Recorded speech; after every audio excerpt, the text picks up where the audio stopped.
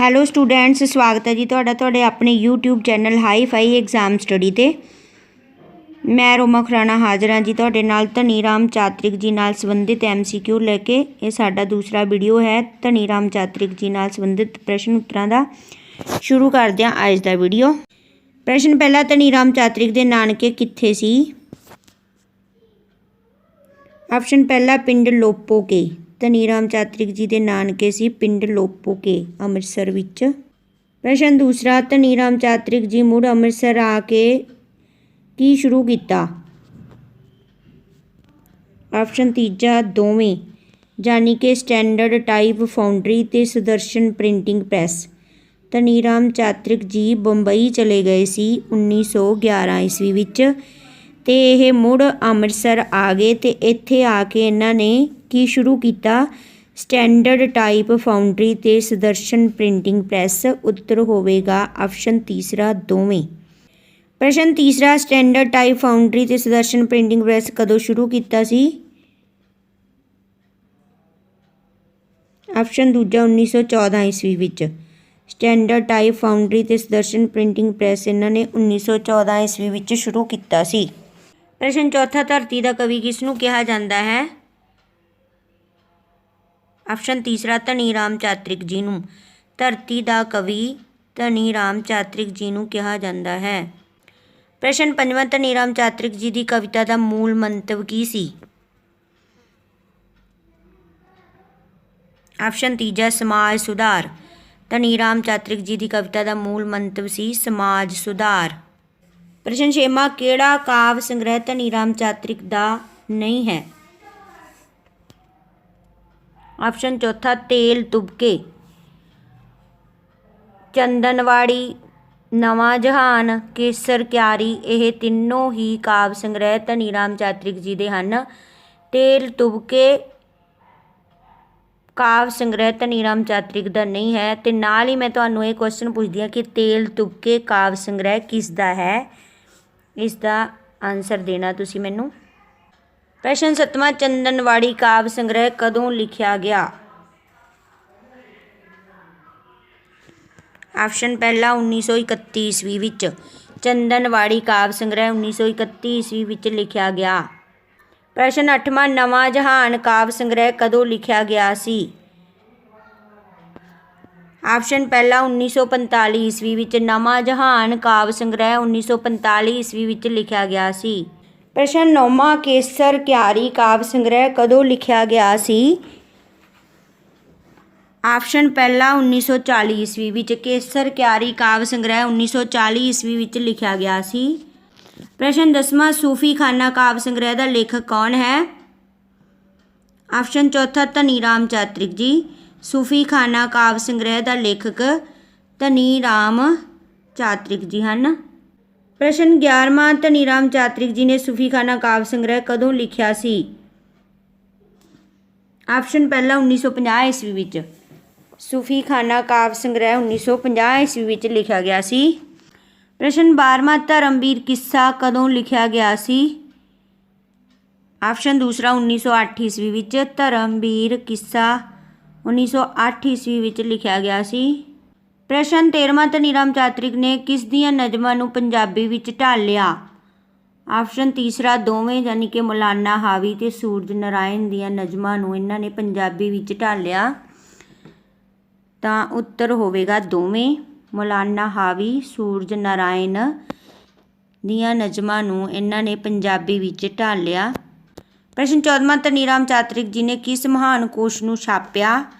Option पहला गुर शब्द रत्नाकार। गुर शब्द है इत्थे, गुर शब्द रत्नाकार महान कोश नूं छापिया इन्हां ने। चंदनवाड़ी काव्य संग्रह दीयां कवितावां दे नां दसो। ऑप्शन चौथा उपरोक्त सारे।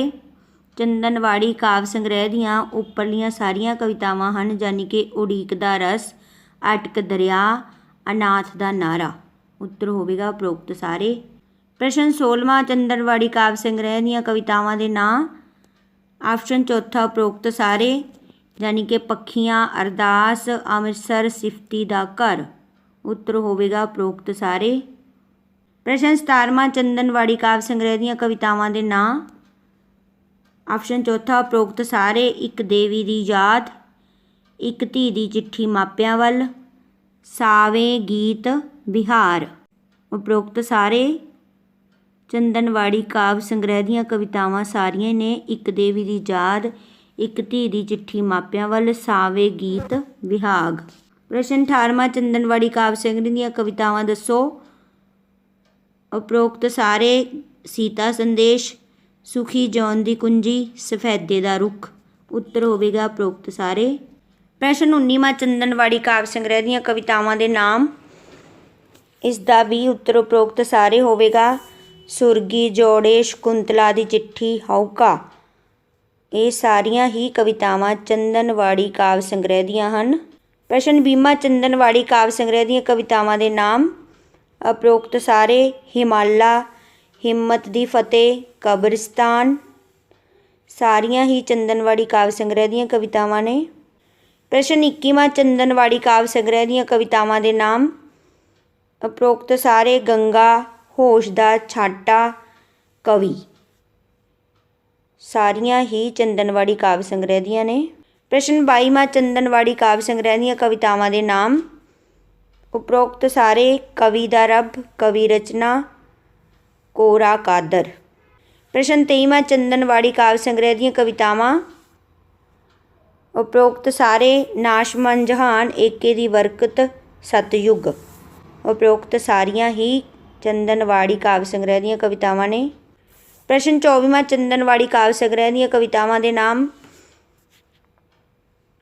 ਉਪਰੋਕਤ ਸਾਰੇ ਸਹੁਰੇ ਜਾਂਦੀ ਬੀਬੀ ਨੂੰ ਪ੍ਰੇਮ ਸੰਦੇਸ਼, ਸਤਾਰ ਦੀ ਤਰਬ, ਸ੍ਰਿਸ਼ਟੀ ਦਾ ਆਰੰਭ। ਉਪਰੋਕਤ ਸਾਰੇ ਹੀ ਚੰਦਨਵਾੜੀ ਕਾਵਿ ਸੰਗ੍ਰਹਿ ਦੀਆਂ ਕਵਿਤਾਵਾਂ ਹਨ। ਪ੍ਰਸ਼ਨ 25ਵਾਂ ਚੰਦਨਵਾੜੀ ਕਾਵਿ ਸੰਗ੍ਰਹਿ ਦੀਆਂ ਕਵਿਤਾਵਾਂ। ਉਪਰੋਕਤ ਸਾਰੇ ਸੱਤ ਸਵਾਲ, ਸਾਉਣ, ਗਰੀਬ ਕਿਰਸਾਨ। ਸਾਰੀਆਂ ਹੀ ਚੰਦਨਵਾੜੀ ਕਾਵਿ ਸੰਗ੍ਰਹਿ ਦੀਆਂ ਕਵਿਤਾਵਾਂ ਹਨ। ਪ੍ਰਸ਼ਨ 26ਵਾਂ ਚੰਦਨਵਾੜੀ ਕਾਵਿ ਸੰਗ੍ਰਹਿ ਦੀਆਂ ਕਵਿਤਾਵਾਂ। ਉਪਰੋਕਤ ਸਾਰੇ। ਉੱਤਰ ਹੋਵੇਗਾ ਗ੍ਰਹਿਸਥਨ ਦਾ ਧਰਮ, ਗੰਗਾ, ਗੁਲਮਰਗ, ਕਸ਼ਮੀਰ। ਪ੍ਰਸ਼ਨ 27ਵਾਂ ਚੰਦਨਵਾੜੀ ਕਾਵਿ ਸੰਗ੍ਰਹਿ ਦੀਆਂ ਕਵਿਤਾਵਾਂ। ਉੱਤਰ ਉਪਰੋਕਤ ਸਾਰੇ ਗੁਲਾਬ ਦਾ ਫੁੱਲ, ਚਾਨਣ ਜੀ, ਚਨਾਰ ਦਾ ਰੁੱਖ। ਉਪਰੋਕਤ ਸਾਰੀਆਂ ਹੀ ਚੰਦਨਵਾੜੀ ਕਾਵਿ ਸੰਗ੍ਰਹਿ ਦੀਆਂ ਕਵਿਤਾਵਾਂ ਹਨ। ਪ੍ਰਸ਼ਨ 28ਵਾਂ ਚੰਦਨਵਾੜੀ ਕਾਵਿ ਸੰਗ੍ਰਹਿ ਦੀਆਂ ਕਵਿਤਾਵਾਂ। ਉੱਤਰ ਉਪਰੋਕਤ ਸਾਰੇ ਜਿਉਣ ਪੰਧ ਦੀ ਛੇਕੜਲੀ ਮੰਜ਼ਲ, ਜੋਗਨ ਦਾ ਗੀਤ, ਝਰਨਾ। ਸਾਰੀਆਂ ਹੀ ਚੰਦਨਵਾੜੀ ਕਾਵਿ ਸੰਗ੍ਰਹਿ ਦੀਆਂ ਕਵਿਤਾਵਾਂ ਨੇ, ਸੋ ਜੀ ਧਿਆਨ ਨਾਲ ਕਰਨੀਆਂ ਇਹ। ਪ੍ਰਸ਼ਨ 29ਵਾਂ ਚੰਦਨਵਾੜੀ ਕਾਵਿ ਸੰਗ੍ਰਹਿ ਕਵਿਤਾਵਾਂ ਦੇ ਨਾਮ। ਉਪਰੋਕਤ ਸਾਰੇ ਝਰਨੇ ਨਾਲ ਗੱਲਾਂ, ਡਾਲੀਓਂ ਝੜਿਆ ਫੁੱਲ, ਤਰਲਾ। ਸਾਰੀਆਂ ਹੀ ਕਵਿਤਾਵਾਂ ਚੰਦਨਵਾੜੀ ਕਾਵਿ ਸੰਗ੍ਰਹਿ ਦੀਆਂ ਨੇ। ਕੋਈ ਵੀ ਕਵਿਤਾ ਪੁੱਛ ਸਕਦੇ ਨੇ, ਇਸ ਕਰਕੇ ਸਾਨੂੰ ਸਾਰੀਆਂ ਨੂੰ ਧਿਆਨ ਨਾਲ ਕਰਨਾ ਪਵੇਗਾ। ਪ੍ਰਸ਼ਨ 30ਵਾਂ ਚੰਦਨਵਾੜੀ ਕਾਵਿ ਸੰਗ੍ਰਹਿ ਦੀਆਂ ਕਵਿਤਾਵਾਂ। ਫਿਰ ਉੱਤਰ ਉਪਰੋਕਤ ਸਾਰੇ ਹੀ ਹੈ। ਤ੍ਰਿਸ਼ਨਾ ਦਾ ਪੁਤਲਾ, ਤਾਰਾ ਸਰ ਇਕਬਾਲ, ਨਿਸ਼ਾਤ ਬਾਗ। ਸਾਰੀਆਂ ਹੀ ਚੰਦਨਵਾੜੀ ਕਾਵਿ ਸੰਗ੍ਰਹਿ ਦੀਆਂ ਕਵਿਤਾਵਾਂ ਨੇ। ਉਮੀਦ ਹੈ ਜੀ ਤੁਹਾਨੂੰ ਅੱਜ ਦਾ ਵੀਡੀਓ ਪਸੰਦ ਆਇਆ ਹੋਵੇਗਾ। ਪਸੰਦ ਆਇਆ ਤਾਂ ਲਾਈਕ ਅਤੇ ਸ਼ੇਅਰ ਜ਼ਰੂਰ ਕਰਨਾ ਅਤੇ ਸਾਡੇ ਚੈਨਲ ਨੂੰ ਸਬਸਕ੍ਰਾਈਬ ਕਰਨਾ ਨਾ ਭੁੱਲਣਾ, ਤਾਂ ਕਿ ਤੁਹਾਨੂੰ ਇੱਦਾਂ ਦੀਆਂ ਐਜੂਕੇਸ਼ਨਲ ਵੀਡੀਓ ਮਿਲਦੀਆਂ ਰਹਿਣ। ਧੰਨਵਾਦ।